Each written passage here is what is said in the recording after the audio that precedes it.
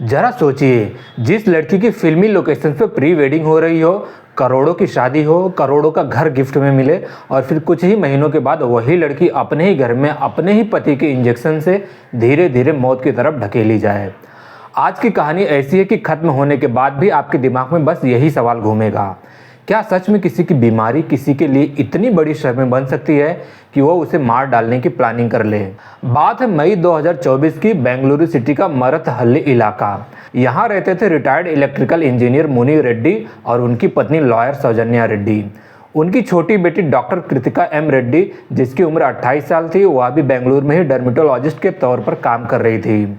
कृतिका बचपन से he studies में टॉपर थी। उसने बेंगलुरु से एमबीबीएस में टॉप किया था, रायचूर से एमडी किया था, डर्मेटोलॉजिस्ट में डिप्लोमा और इसके बाद वो विक्टोरिया हॉस्पिटल में डर्मेटोसर्जी के फेलोशिप कर रही थी। मुनि रेड्डी और सौजन्या का पुराना सपना था कि उनकी छोटी बेटी की शादी अच्छे घराने में हो। उनकी बड़ी बेटी निकिता पहले से ही शादीशुदा थी और एक रेडियोलॉजिस्ट थी।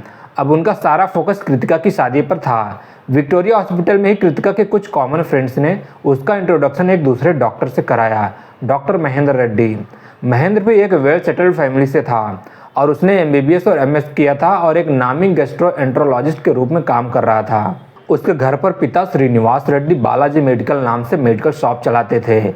उसकी माँ होम मेकर थी और जुड़वा भाई नागेंद्र डॉक्टर था तथा बड़ा भाई राघव रेड्डी सर्जिकल डिस्ट्रीब्यूशन की एजेंसी चलाता था। हॉस्पिटल की वही छोटी सी मुलाकात दोस्ती में बदली, दोस्ती से प्यार में, और दोनों ने एक दूसरे को लाइफ पार्टनर के रूप में सोचना शुरू कर दिया। कुछ ही समय के बाद दोनों ने अपने अपने घर में शादी की बात रखी। दोनों परिवार मिले, रिश्ते पसंद आए और शादी फाइनल हो गई। कृतिका और महेंद्र ने प्री वेडिंग शूट के लिए धरती की जन्नत जम्मू कश्मीर को चुना। 6 अलग अलग लोकेशंस जैसे कि श्रीनगर का डल लेक, वुडन ब्रिज पर हाथों में हाथ रखकर शिकारे पर गले लगकर shots, drug waterfall, Sonamarg Gulmarg की बर्फीली वादियाँ, श्री शंकराचार्य मंदिर में आशीर्वाद और हजरत बल दरगाह के बाहर शूट। हर फ्रेम में दोनों का प्यार, बॉन्डिंग और फ्यूचर की उम्मीदें नजर आ रही थी। परिवार वालों को लग रहा था ये तो परफेक्ट कपल है। उसके बाद आया 26 मई 2024 का दिन और बेंगलुरु में उनकी रॉयल शादी हुई। शादी इतनी ग्रैंड थी कि पूरे शहर में चर्चा थी। कहा जाता है कि रेड्डी परिवार ने इस शादी पर लगभग 2 करोड़ रुपए खर्च किए और विदाई के समय अपनी बेटी दामाद को 1500 स्क्वायर फीट का 3 करोड़ का घर गिफ्ट किया। यही नहीं, पहली मैरिज एनिवर्सरी के मौके पर उन्होंने दोनों के लिए स्किन एंड स्काल्पेल नाम का एक नया क्लिनिक सेटअप करवाने में भी मदद की, जिसकी ओपनिंग डेट फाइनल हुई थी 4 मई 2025 को। सबको यही लग रहा था कि कृतिका की ज़िंदगी अब खुशियों से भरी रहेगी, लेकिन किसी को अंदाज़ा भी नहीं था कि कुछ ही महीनों के बाद वो उसी घर में तड़प तड़प कर मर जाएगी जो उसके पेरेंट्स ने प्यार से गिफ्ट किया था। शादी के बाद कृतिका महेंद्र के माता पिता के साथ रहने लगी। सबका खूब ख्याल रखती थी, घर और काम दोनों संभालती थी। कुछ ही हफ्तों के बाद न्यूली वेड कपल हनीमून के लिए साउथ अफ्रीका गया। वहाँ पर क्वालिटी टाइम बिताया, घूमे फिरे और फिर बेंगलुरु लौटकर काम में बिजी हो गए। लेकिन एक पुरानी समस्या दोबारा सिर उठाने लगी। कृतिका पहले से ही गैस्ट्रिक और मेटाबॉलिक डिसऑर्डर से जूझ रही थी। खाने के बाद बार बार वोमिटिंग, थकान, डिस्कम्फर्ट। डॉक्टर होने के नाते महेंद्र अक्सर उसका इलाज करने लगा। दवाइयाँ, इंजेक्शन, फ़ोन पर फॉलोअप। रेड्डी परिवार को लगता था कि वाह, इतना केयरिंग हस्बैंड मिला हमारी बेटी को। लेकिन कहानी का दूसरा पहलू कोई नहीं देख पा रहा था। घर के अंदर तो कृतिका की बीमारी मैनेजेबल थी, लेकिन समस्या तब होती थी जब वो दोनों किसी फंक्शन या सोशल गैदरिंग में जाते और वहाँ उसे अचानक वोमिटिंग हो जाती। एक दिन ऐसा ही हुआ, कृतिका की तबीयत बिगड़ी, वो वोमिटिंग करने लगी और महेंद्र के दोस्तों ने मजाक उड़ाते हुआ कह दिया कि तूने तो बीमार औरत से शादी कर ली। ये लाइन महेंद्र के अहंकार में गहरे चुभ गई। उसे लगा कि कृतिका की हेल्थ प्रॉब्लम उसके स्टेटस और इमेज पर दाग है। धीरे धीरे उसके मन में ये सोच पनपने लगी कि शायद कृतिका के परिवार ने उसकी बीमारी छिपाकर उससे शादी की है, यानी उसके साथ धोखा हुआ है। जो आदमी कुछ महीनों पहले उसी के लिए प्री वेडिंग में इतनी रोमांटिक वीडियो बना रहा था, अब उसी को देखकर इरिटेशन महसूस करने लगा। उधर कृतिका अपने पिता से हर बड़े निर्णय पर सलाह लेती थी, घर, पैसे, फ्यूचर प्लानिंग। महेंद्र को यह भी बुरा लगने लगा। उसे लगा कि घर के फैमिली में उसकी बात की कोई वैल्यू नहीं है। इन सब बातों ने मिलकर उसके अंदर नफरत, ईगो और लालच का जहरीला कॉकटेल बना दिया। महेंद्र ने कृतिका के पिता मुनि रेड्डी के सामने एक बड़ी मांग रखी। उसे अपने नाम से हॉस्पिटल चाहिए था, लेकिन मुनि रेड्डी ने प्रैक्टिकल सलाह दी, पहले वो दोनों क्लिनिक चला ले, एक्सपीरियंस और नाम बना ले, फिर आगे हॉस्पिटल के बारे में सोचा जाएगा। महेंद्र की नज़र में ये ना था। उसे लगा कि ससुराल से जितना फाइनेंशियल फ़ायदा चाहिए था वो नहीं मिल रहा है। नफरत के साथ साथ अब लालच भी जुड़ गया। डिवोर्स उसके दिमाग में आया, लेकिन समाज में इज्जत जाएगी, प्रॉपर्टी और गिफ्ट्स पर भी इसका असर पड़ेगा। इन सब डर की वजह से उसने डिवोर्स वाला रास्ता छोड़ दिया और दिमाग में एक और ज़्यादा खतरनाक रास्ता खुलने लगा, कृतिका की मौत का। महेंद्र मेडिकल नॉलेज वाला और स्मार्ट और कोल्ड हार्टेड प्लानर था। उसने तय किया कि अगर कृतिका की मौत हो जाए तो सबको वही पुरानी बीमारी रिस्पॉन्सिबल दिखनी चाहिए। इसी प्लान के लिए उसने एक ड्रग चुना, प्रोपोफोल, जो सामान्य लोगों के लिए इजीली अवेलेबल नहीं होता, लेकिन डॉक्टर और मेडिकल शॉप वाली फैमिली के लिए आसानी से मिल सकता है। प्रोपोफोल एक इंट्रावेनस एनेस्थेटिक है। सर्जरी से पहले पेशेंट को बेहोश करने के लिए दिया जाता है। सही डोज में सेफ, लेकिन ओवरडोज से रेस्पिरेटरी फेलियर या फिर कार्डियक अरेस्ट हो सकता है। महेंद्र के पास परफेक्ट कवर भी था। वो गैस्ट्रिक पेन के नाम पर पेंटोप्राजोल जैसे इंजेक्शन दे रहा था। यानी बाहर से देखो तो सब इलाज लगता, लेकिन अंदर से वही चैनल से जहर। क्लिनिक की ओपनिंग में लगभग 2 हफ्ते बचे थे, तभी कृतिका को बहुत तेज पेट दर्द हुआ। वो सीधी खड़ी भी नहीं हो पा रही थी। इसके बाद कृतिका ने मदद के लिए महेंद्र को पुकारा। यहीं से उसका केयरिंग पति वाला मुखौटा एक्टिव हो गया। उसने डायग्नोसिस करने के लिए नाटक किया और कहा कि दर्द कंट्रोल करने के लिए इंजेक्शन लगाना होगा। कृतिका दर्द से परेशान थी। उसने बिना सवाल पूछे मान लिया। महेंद्र ने लेग की बड़ी वेन में कैनुला लगाई ताकि इंजेक्शन लगने पर अनयूजुअल पेन ना हो, क्योंकि स्टडीज के हिसाब से हाथ की छोटी वेन्स में प्रोपोफोल ज़्यादा जलन देता है और पैरों की बड़ी वेन्स में कंपैरेटिवली कम। फिर उसने पेंटोप्राजोल के साथ हिडन तरीके से प्रोपोफोल पुश किया। कृतिका को लगा कि ये नॉर्मल गैस्ट्रिक इंजेक्शन है जो उसका हस्बैंड दे रहा है। असल में ये मर्डर का पहला स्टेप था। अगले दिन महेंद्र ने उसे उसके मायके मरत हल्ली वाले घर में छोड़ दिया, ताकि अगर कुछ भी हो तो सराउंडिंग्स ऐसा लगे कि वो अपने पेरेंट्स के पास थी। महेंद्र तो ड्यूटी पर था। शाम को खुद भी वहाँ पर आकर रुका। रात को फैमिली ने पूछा कृतिका को क्या दिक्कत है और कौन कौन से इंजेक्शन दे रहे हो। इस पर महेंद्र ने कूल अंदाज में जवाब दिया, गैस्ट्रिक के लिए पेंटोप्राजोल, बुखार के लिए पैरासीटामोल। फैमिली का शक वहीं पर ख़त्म हो गया। सबको लगा डॉक्टर दामाद संभाल रहा है, हम सेफ हैं। कैनुला लगी हुई जगह पर कृतिका को दर्द महसूस हुआ। उसने महेंद्र को मैसेज किया, क्या मैं कैनुला हटा सकती हूँ? तो महेंद्र ने मना कर दिया और कहा आज लास्ट डोज दूंगा, उसके बाद दर्द नहीं रहेगा। रात करीब 9:30 बजे महेंद्र ने प्लान के मुताबिक प्रोपोफोल की ज़रूरत से कहीं ज़्यादा डोज लगा दी। उसके बाद वो दूसरे कमरे में जाकर नेटफ्लिक्स पर शो देखने लगा और सो गया। कृतिका, जिसके लिए उसने वॉच लिए थे, वह कुछ ही मीटर दूर जान के लिए जूझ रही थी और वो जानबूझकर CPR तक देने नहीं गया। सुबह करीब 7:30 बजे महेंद्र ने एक्ट शुरू किया। कृतिका को उठाने गया, देखा कि वो अनरिस्पॉन्सिव है और पैनिक मोड में फैमिली को बुलाने लगा। सब मिलकर उसे कावेरी हॉस्पिटल में ले गए, लेकिन डॉक्टर्स ने उसे ब्रॉड डेड घोषित कर दिया। फिर सबको शॉक लगा और रोना चिल्लाना सब हुआ। महेंद्र खुद को दोष देने का नाटक करता रहा।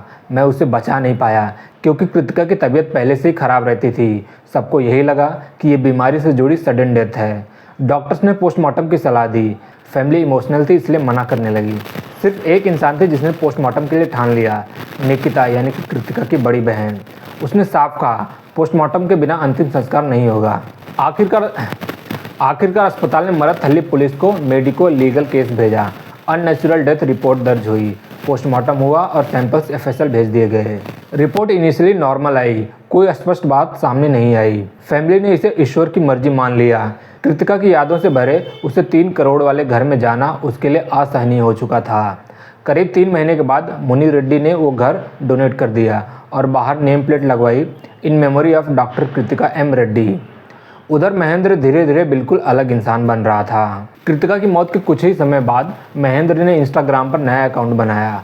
पहले नाम रखा स्काल्प आर्टिस्ट, बाद में बदलकर नोमैडिक सर्जन कर दिया। इस नए अकाउंट पर कृतिका की एक भी फ़ोटो नहीं थी। पहले ही स्टेटस में लिखा था every day past by, make each one a different person. जुलाई में उसने तमिलनाडु ट्रिप की फ़ोटो पोस्ट की। अगस्त में साइक्लिस्ट प्रसलिन आइलैंड घूमने गया। सितंबर में गोवा में वैकेशन की तस्वीरें डाली। 15 सितंबर की एक गोवा फ़ोटो पर उसने कैप्शन लिखा, maybe God is rewriting the better version of the best pages to make it marvellously amazing. यानी शायद भगवान मेरी ज़िंदगी के सबसे अच्छे चैप्टर को और भी बेहतर बनाकर फिर से लिख रहे हैं। सोचिए, एक आदमी जिसकी पत्नी की मौत को अभी 5 महीने भी नहीं हुए, वो अपने न्यू चैप्टर्स और अमेजिंग लाइफ की बात सोशल मीडिया पर कर रहा था। जो ट्रूली अपने पार्टनर से प्यार करता है वो इतने कम समय में कम से कम इतना खुशी खुशी नहीं घूमता। कैप्शन में लाइफ को मार्वेलस नहीं कहता। यहाँ से साफ दिखने लगा कि महेंद्र के लिए कृतिका की डेथ गम नहीं आज़ादी थी। ये तो बाद में पता चला कि 2018 से महेंद्र, उसके जुड़वा भाई नागेंद्र और बड़े भाई राघव पर पहले से चीटिंग, फ्रॉड और क्रिमिनल इंटीमिडेशन के कई केसेस चल रहे थे। उनमें से एक केस में नागेंद्र ने एक लड़की से मंदिर में झूठी शादी की और शादी रजिस्टर भी नहीं करवाई थी। महेंद्र और राघव पर उस लड़की के ट्रस्ट का मिसयूज करके उसके साथ फिजिकल रिलेशन बनाकर उसे छोड़ देने का आरोप लगे। इस पूरे मामले का 1 लाख में सेटलमेंट हुआ, लेकिन उस लड़की की कहानी बेहद डरावनी है। सेटलमेंट वाले दिन ही वो इंट्रावीनस ड्रग्स ओवरडोज से मृत पाई गई। ये तारीख थी 24 अप्रैल 2025, वही दिन जब डॉक्टर कृतिका रेड्डी ने अपनी आखिरी सांस ली। 2 अलग अलग मौतें, दोनों में आईवी ड्रग ओवरडोज की संभावना और दोनों का दिन एक ही, ये महज इत्तेफाक मानना मुश्किल है। तकरीबन 6 महीने तक सब कुछ शांत रहा। महेंद्र उदुपी के मणिपाल में रहकर आराम से प्रैक्टिस कर रहा था, घूम रहा था, इंस्टाग्राम पर नई नई गर्ल्स को मैसेज कर रहा था। उसे अपनी पुरानी कुछ गर्लफ्रेंड से फिर से कनेक्ट होना था। किसी ने उसे हर सोशल मीडिया से ब्लॉक कर रखा था, तो उसने यहाँ तक कि फ़ोनपे के जरिए पेमेंट रिक्वेस्ट के साथ मैसेज भेज दिया, I killed my wife for you. जिस लड़की ने मैसेज देखा उसने इसे ड्रामा समझकर इग्नोर कर दिया। उसे क्या पता था कि ये कन्फेशन सच भी हो सकता है। इसी दौरान एफएसएल रिपोर्ट तैयार हो चुकी थी।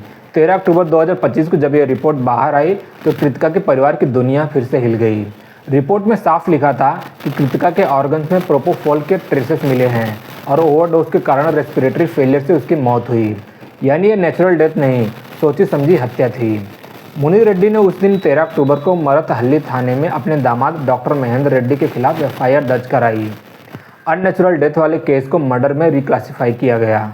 अगले दिन 14 अक्टूबर 2025 को पुलिस ने महेंद्र को उडुपी डिस्ट्रिक्ट के मणिपाल से गिरफ्तार कर लिया।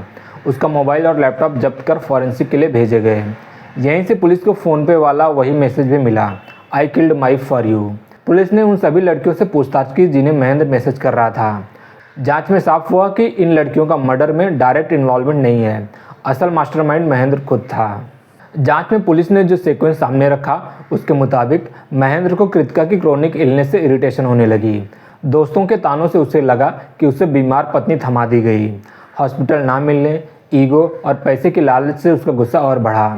डिवोर्स से प्रॉपर्टी इमेज का रिस्क था, इसलिए उसने मौत का रास्ता चुना। प्रोपोफॉल जैसे पावरफुल आईवी एनेस्थेटिक को उसने पेंटोप्राजोल के कवर में यूज़ किया।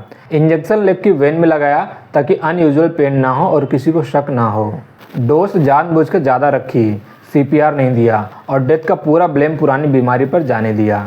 पोस्टमार्टम से डर की वजह से उसने शुरू में मना किया, इमोशनल ड्रामा किया। जब इनिशियली ऑटोप्सी रिपोर्ट नॉर्मल आई तो उसने खुद को सेफ समझकर न्यू लाइफ एंजॉय करना शुरू कर दिया। लेकिन एफएसएल रिपोर्ट और डिजिटल एविडेंस ने पूरा गेम पलट दिया। इसके बावजूद महेंद्र आज भी खुद को इनोसेंट बताता है, लेकिन उसके खिलाफ एफएसएल में propofol, cannula injection set, recovered medical items, PhonePe वाला कन्फेशन, सस्पिशियस इंस्टाग्राम बिहेवियर सब मिलकर केस को काफ़ी स्ट्रांग बनाते हैं। दोस्तों, शादी कोई परफेक्ट पार्टनर का कॉन्ट्रैक्ट नहीं होती, ये एक रिस्पॉन्सिबिलिटी होती है।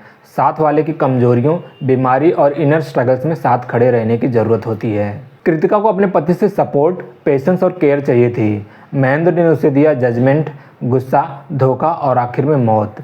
उसने अपनी इच्छाओं, ईगो और ग्रिड को एक इंसानी जान से ऊपर रख दिया। पत्नी के गुजरने के कुछ महीनों बाद ही न्यू ट्रिप्स, न्यू कैप्शंस, नई लड़कियों के साथ कांटेक्ट, ये सब दिखाता है कि ये क्राइम किसी इम्पल्स में नहीं बल्कि ठंडे दिमाग से स्टेप बाय स्टेप प्लान करके किया गया मर्डर था।